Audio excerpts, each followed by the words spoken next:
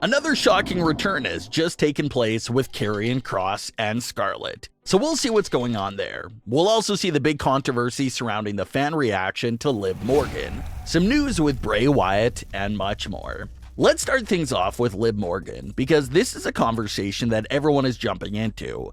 So we're still pretty early on in Liv Morgan's title reign, but let's go back just a few weeks to the Money in the Bank event itself. Liv was her usual underdog position in the women's Money in the Bank match. Fans wanted to see her win, but at the same time, they felt like Liv didn't really have a shot. They figured it'll go to someone like Becky Lynch, but to everyone's surprise, Liv Morgan ended up being the one to pull the contract down and win the entire match.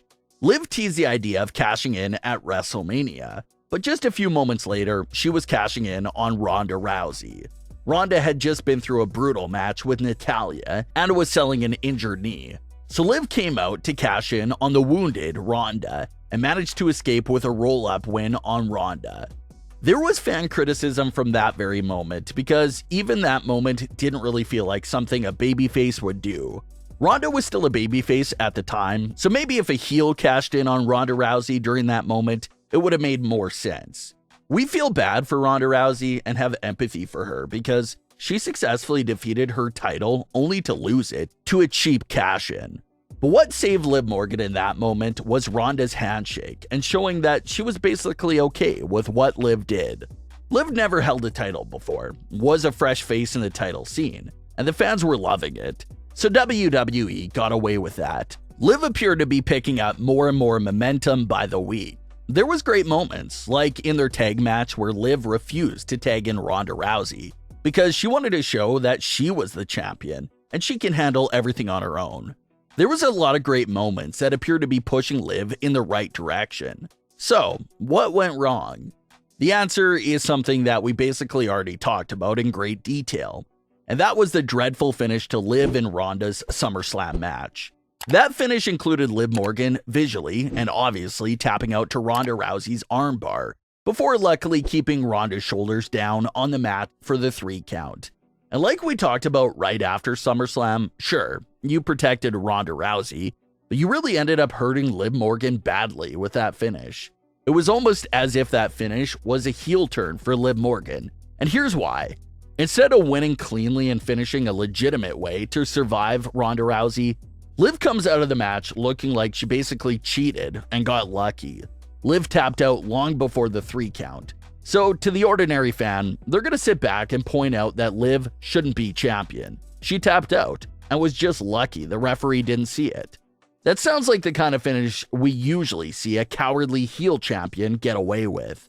So Rhea Ripley, Kayla Braxton, Becky Lynch, and all these other superstars and fans are calling that Smackdown crowd out for being fickle fans and booing Liv Morgan for no reason.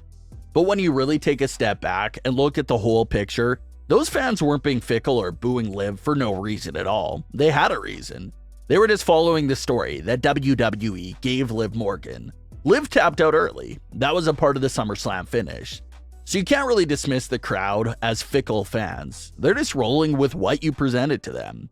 That's why they were chanting things like, "You tapped out."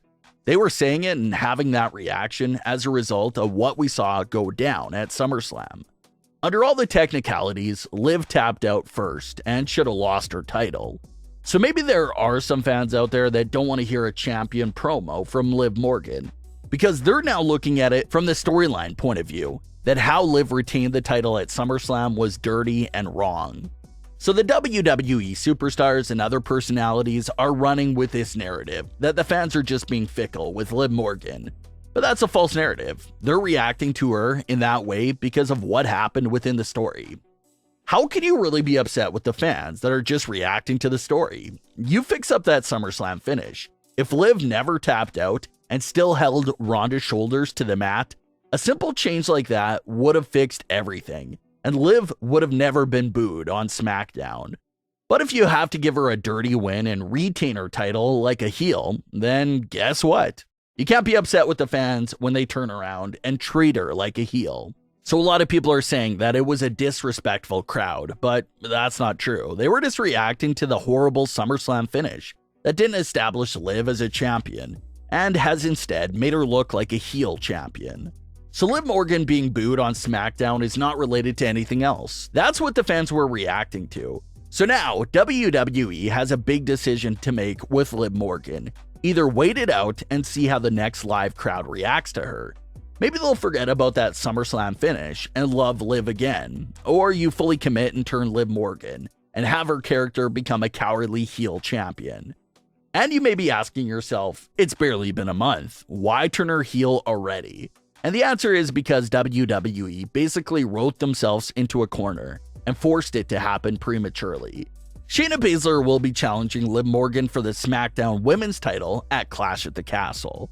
And Shayna's another superstar who never won a world title on the main roster. So if they do turn Liv Morgan heel, then maybe Shayna goes babyface and picks up her first main roster world title win from Liv Morgan. SmackDown saw another unexpected return this week, this time the return of Karrion Kross and Scarlett. Everyone would love to forget about Karrion Kross's first run on the main roster. Scarlett was taken away from him, his presentation was taken away from him, and they were just playing costume dress-up with him every other week. It was just a nightmare of a run. And after they butchered Karrion Kross for everything he was worth, they just ended up releasing both Kross and Scarlett.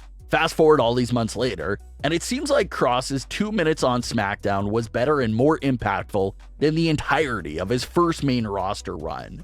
Scarlett came out to cause a distraction. Kross attacked Drew McIntyre, and Scarlett placed the hourglass in the ring as a warning sign to Roman Reigns. It was amazing, and that's how Kross's debut should have been done instead of the 2021 way. In summer 2021, Kross randomly appeared in the middle of Raw unannounced and loses to Jeff Hardy. So from that very moment, it was like, why should we care about him? And he was never able to recover. But this debut saw him taking Drew McIntyre out and putting Roman Reigns on notice. Now we, the fans, instantly care about Kross and see him as a threat to the biggest title in WWE. That's a reason to care about right there compared to 2021. Bray Wyatt was also a major fan of Karrion Kross's return. Fans noticed that Bray Wyatt actually liked WWE's tweet about Karrion Kross's return, and all the fans are begging and wondering if Bray Wyatt is next. Triple H is obviously bringing back and showcasing everyone that he was a true supporter of, so hopefully he was a big Bray Wyatt supporter and gets him back as well. Triple H was able to correct all the mistakes made with all these released superstars, so hopefully he does it one more time and fixes things with Bray. That would put them way over the top and have everyone really excited. But what are your thoughts on today's stories? Leave your comments below. Don't forget to subscribe with all notifications on, and leave a like if you enjoyed. Thanks for watching, guys.